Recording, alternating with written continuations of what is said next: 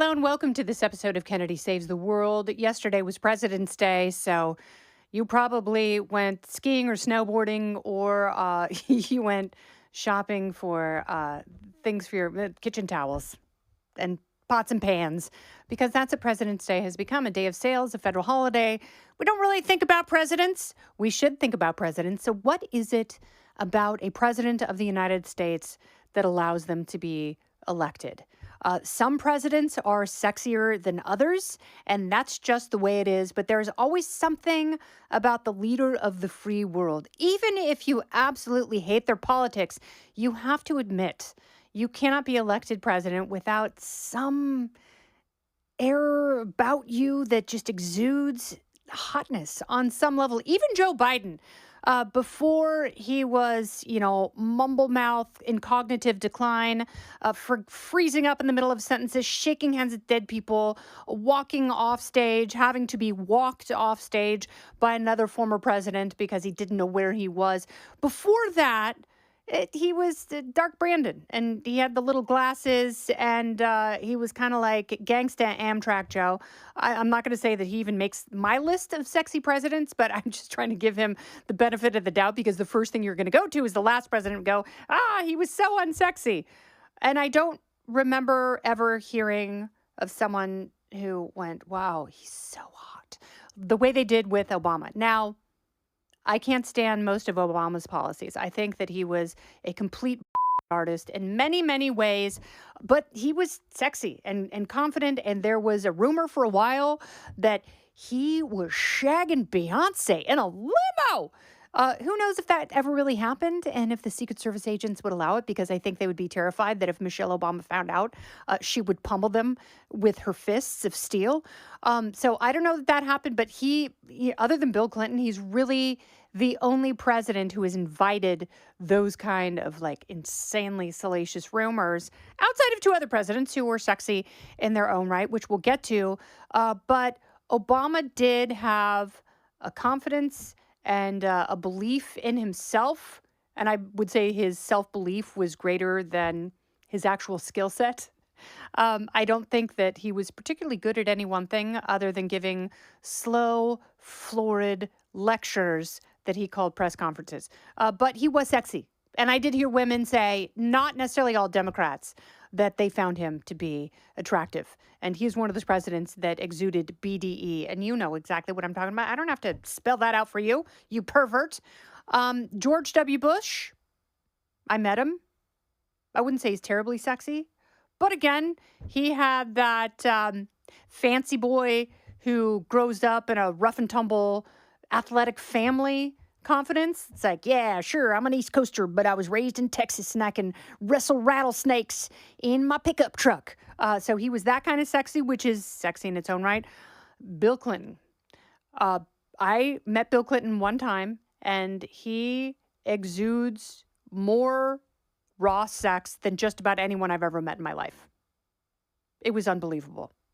He was undressing every woman in the room with his eyes. Like, to him, they were all completely naked. He's a total pervert. You can tell not only by the record that clearly shows his predilection for unwanted advances, which is super gross, but he was like, I think sexiness is something that's a little more subtle. He was pure sex.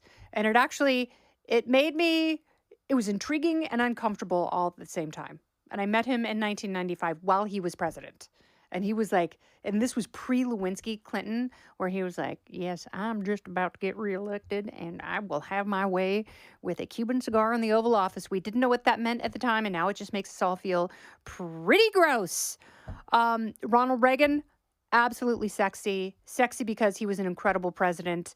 And there was something about him that he only loved Nancy Reagan, which was incredibly sweet, but he was also tough, unafraid, wouldn't back down. He was funny. I think sexy dudes always have a good sense of humor.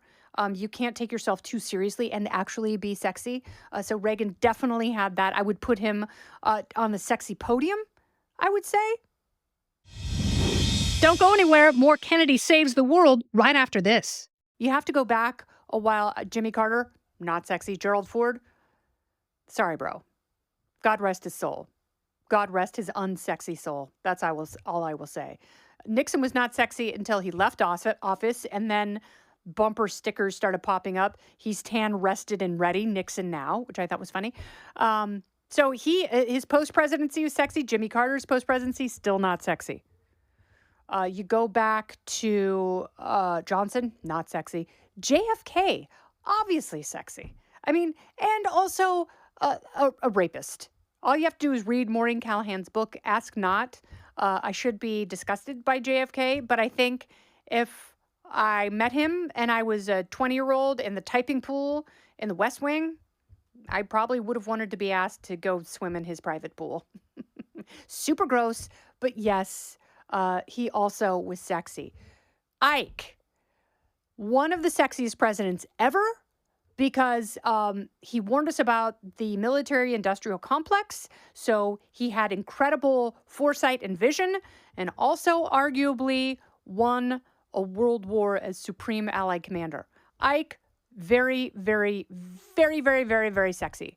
FDR, I'm sure he was sexy to someone. Harry Truman, I don't find him to be sexy at all. It's like, oh, he dropped the big one. Not great for me. But I would like to go back to Calvin Coolidge. He was sexy because he was quiet. And you know those quiet guys, like you never know what they're thinking, but you hope they're thinking about some romantic interlude you're going to have. So Calvin Coolidge, because Silent Cal was a man who was kept to himself, very much believed in the vision of the founding fathers and keeping the federal government small and unintrusive. I think that's the sexiest quality you could have in a president. So I would also put Calvin Coolidge on the podium. And you say over Ike, and I say yes. You know why?